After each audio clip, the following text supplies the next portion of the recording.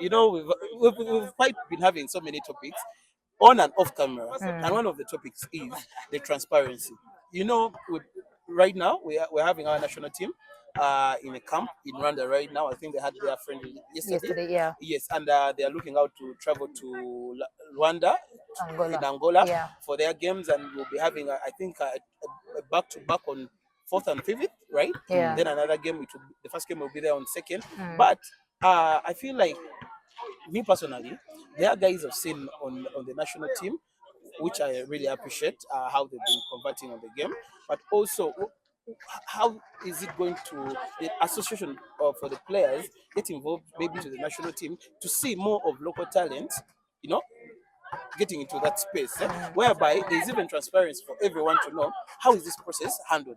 Is it something that the players association is going to get involved in, or that's something strict just to FUBA and maybe the Silverback team and stuff like that? Okay, how that comes to us, first of all, in this association thing, we are going to have a lot of talking about proper career guidance to players off, and it's about basketball and outside basketball. Yes. Like you mentioned earlier, I have a lot of experience, and other people that you're working with have experience, and I can be able to direct a player and say, look, if you go here. So once our players are guided in the proper paths, then also on the player selection, we may not have I say, a say on the, because once the committee is there and so on and so forth, we may not have a say. no, it's coming from the other point where we talked about shaking tables. Yeah. Sometimes, you know, that question. Yeah, Like, yeah. Okay, Of course. okay, who's doing the recruitment? Yeah. How did Yeah, you of know course. that, Yeah. Okay, this, like from the experience you have that you've been on the national team a couple of times, you get. So what's the criteria that, okay, when the national team is going out, this is the selection process. You get. Because sometimes, Zaina, I don't think, okay, I'll not put words into you. Do you concur with me that you're comfortable with the squad that went to represent us? I feel maybe I think they could have. There's some players I feel were left out. They have their reasons. Yeah, okay, exactly. But there are reasons. This is national, Yeah, I hear you. you know, dialogue that we as ex-players and other guys who are actually interested in the game need to know. Like, if today I know our MVP is Zaina, why isn't Zaina on the team? On the team, Yeah. you get. So that's an open question. Though sometimes I've realized as basketballers, we have more conversations in the corridors and not coming out on the forefront. But one thing that I will put out there is when they're choosing a national team, there is what the team needs. Yes. You can be a good player in your team. I can be in KCC Leopards and I'm Rambo, you know, I'm the scorer. But what the team needs at that time may not be what I can. Yeah, I might be shining here in the league, but I'm not at that level. That's what the committee always says. Yes. When you look at a player, like maybe this player is undersized for Like this which player? position. I'll give an example of Arthur Wanyoto, with all due respect. He has played amazing this season. Everybody feels he would have gone there, you know. Me too. Everybody you feels recommended him. Yes, exactly. So everyone is like, why? Why isn't he on the team? But again, the position Arthur plays is for bigger guys. Again, the question will be, why not give him an opportunity and we see whether he can do it or not? If not, why would we? Yeah. When you're talking about big, what is big to you? I like mean size. Yes, size. Yeah, Yes, size. No, I would say I'm not a big guy. Maybe I'm a fat guy. You get, you get the point. Yeah. So when you're looking out, when you look at those African countries, let me say Mali, you're looking at Angola, because I'm talking about teams in our group. Egypt. You Yeah. get, When you look at their physique, those guys are not just. We don't have bodies here. When no, without disrespect, let me say Kaira. Kaira, I don't think he weighs over 90 kilograms. Does he? Maybe not. I'm Maybe not sure. not. And he's looking out to mark a guy over 100 kilograms. Yes, he's tall, but sometimes, and one of the things, the reason why I referenced that in terms of height and size, look at how Oxy has been thriving in the game. Yeah. Oxy is not super tall. Yeah. Oxy is a Even heavier. Even Axie. You get it? Yeah. They're heavier players. So sometimes when I look at Arthur Wanyoto, not featuring on the squad, you're not expecting him to get taller. Yeah. Overnight. You get it? But we are looking at the size and also the pressure in the paint. Yeah. You get it? Because look at me right today. There are players I happen to play not because I'm more skilled, just because of weight. Yeah. You get? Yeah. He's not going to push me down the paint. You get? So when these are things sometimes we are looking at, and I feel personally, the association is more like the big voice for us. Exactly. You get? Because these are things when we see them. Yes, there are a few people. Okay, let us know the people on the committee. What do they need? Do they need a guy to get more bulkier. You get, for tall, it might not happen. Yeah, you get, yeah, but yeah. you see the competition on North African countries, those guys are heavier, Yeah. and they are beating us with that every time. You get, and when you look at their point guards, we are looking at guys with experience from Europe. You get, so we are looking at much more than. So sometimes, me personally, I feel there's a little bit of sentiment in the team selection. So we don't even, people don't know when even the team is going out. Sometimes we need a clear press conference where we're seeing Albert Ahabwe sit down with the media, tell them, okay, this is the team we've selected, and based on how these guys have been performing. Because when you look at, I went on the FIBA page. I mean, not page, website. When I looked at, I've forgotten his name, that Mali point guard. When you look at Dundao. yes, the statistics on the page, like he's almost covering like 8 out of 10. You get, in regards to performance. Yeah. So when you come back to on our, let me say, NBL website or FIBA website, and you look at the statistics of those individual players, you get, Yeah, sometimes I hear you. those things, when you look at them, they don't make sense. Yeah. But on the team, these are the guys we're having, Yeah. playing for the national team. But when you look at the stats, we're having guys from different teams leading in scoring, in blocks, and what? Where is this person featuring? Who's on the national team? You get, so that's a question sometimes unanswered. We had a topic about it, and we have people have said this person doesn't qualify to be on the team, but because maybe he's on the City Oil team now, it's mandate. Because today, as we speak, on the 12 roster, we have 6 international, 4 City Oil, 1 Res Life, 1 Namblazers. And we're talking about the championship team. We're seeing Tony Drileba healthy. Because maybe last year we would say, oh, the guy has issues and stuff like that. We are seeing him healthy. We need a point guard. Why don't we use our homegrown talent to feature and also give hope to guys who are locally here? Yeah. I understand guys abroad, they are doing good, and we appreciate the impact they put on the team. But still, sometimes taking a look at it this way, we're having a 12-man roster. 12-man roster, we're having it back to back. Second, we're playing, rest one day, then have a back to back. Is our 12-man roster capable of getting one win from that group? It's a tough group. It's a tough group, exactly. It's a deadly group, I will say. Yeah. So those are some of the things I hope. So you'd rather we take, I hear you. You rather take to bring us back here to some of the questions that you would want to ask and get to know.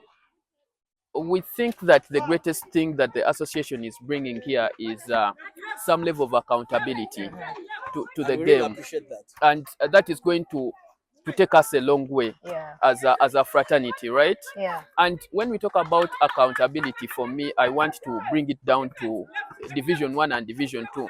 The fact that players are showing up every day here in the scorching sun without even the bare minimum of maybe refreshments, glucose, and all that. From the what are the plans? Because not even transport facilitations are coming through for some teams, and all those so many details. You're very right. But one thing, what you're going to, like the first 100 days after we have been officially in, is sensitization and awareness to players.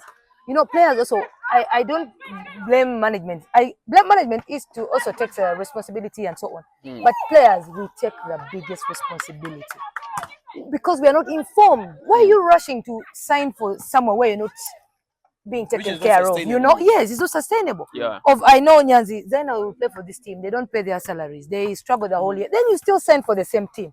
As you as an individual, how are you responsible? Because we think that going out and playing for these teams, it's going to give us visibility. It does. So the goal, that you might really outlook this detail of what the suffering looks like now, in hope that maybe Namungo Blazers will see you and then get interested in you. Namungo Blazers can see you, but at what cost?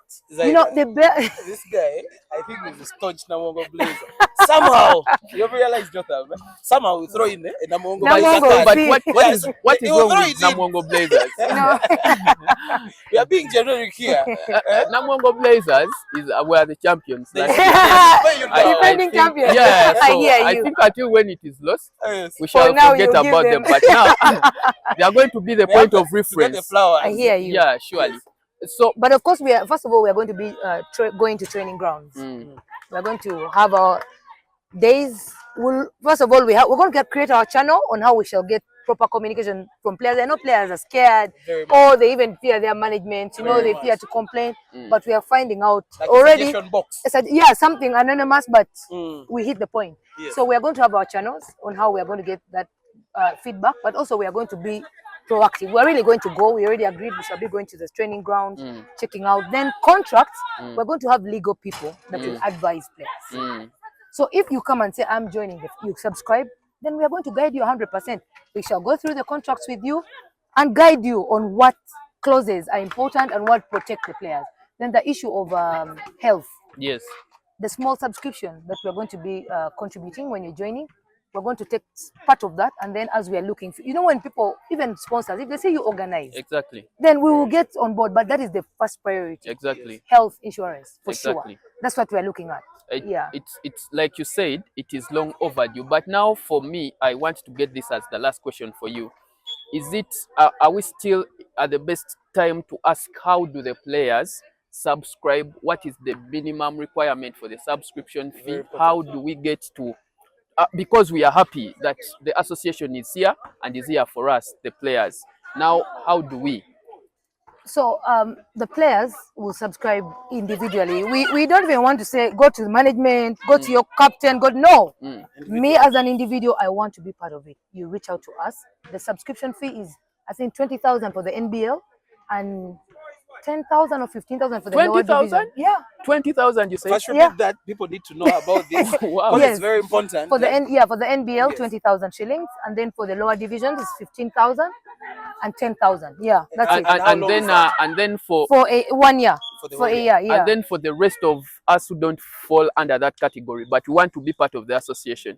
Those ones, that's affiliation. What I was. No. It's you become a member, but you will not only have the rights to vote, but you can subscribe and be a member, yes. But you just can't vote. Exactly, that's all. You're not in active sports. Yeah, you're not here. You're not part of the FUBA. So how about the guys? Let me say they're having maybe an academy, and these are prospect players. Yeah. Do they subscribe? I'm still leaving out those ex-players who have taken ex-players? the path. Yeah, who have taken the path. Let me say coaching or management and stuff like that. Like now, Nyanzi, we are trying to involve. Trust me, we needed that experience. That experience, we can't get it from anywhere. Most of the players that are retired and we are getting all the support from them. All this advice, the technical advice and everything. There's so much. Even we are having a group of 5 retired players. They're the ones doing the electoral process. You get it? So we always reach out to them. They don't have time. So we don't have time, but we give you as much support as the kind you can mention, maybe. Eric Malinga. Okay. We're talking of Becky Akulo. Yes. We're talking of there's Gilbert. There's one of the fans in basketball that is always around. We also Gilbert. There's Mande Baker. Yes. Yeah, these prominent people that used to play before. Okay. Yeah, Sandra Munduru. Yes. Yeah, these are the people that are going to run the electoral process on our behalf.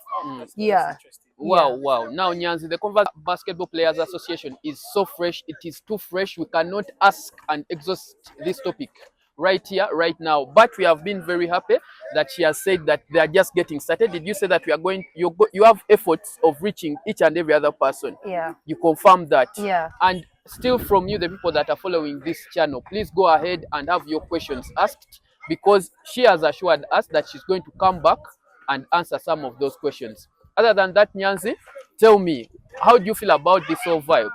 It's good stuff. Like, sometimes when we make our projections and, chit chat on the channel, and then we come to find out that you're not thinking independent. Yeah. Someone else is actually thinking like you. That's positive energy into the space. Wow. Yeah. Wow. So much, Zaina, for making time. What could be your last words for the people that have viewed this particular episode of the Lifeline Arena? First of all, I want to appreciate the Lifeline Arena. It's 2 years or whatever, 1 year or something. We've been following. We've been seeing you guys. You should come around. Yeah. So one thing is, I want to take this opportunity to first thank them for the opportunity. So we're having our AGM on Saturday. All players are welcome to come. We're going to discuss in detail the constitution that, though we had shared it already on media, we wanted feedback and so on. So on Saturday at UOC at 10 a.m., all players that play basketball in Uganda and want to be part of the association, you're most welcome. We're going to go through the constitution, and after the constitution, there'll be voting because we have positions that have to be filled up. We've just been a working committee in the background for over a year maybe, but now officially the positions are open to anybody that bounces the ball and wants to be part of the association.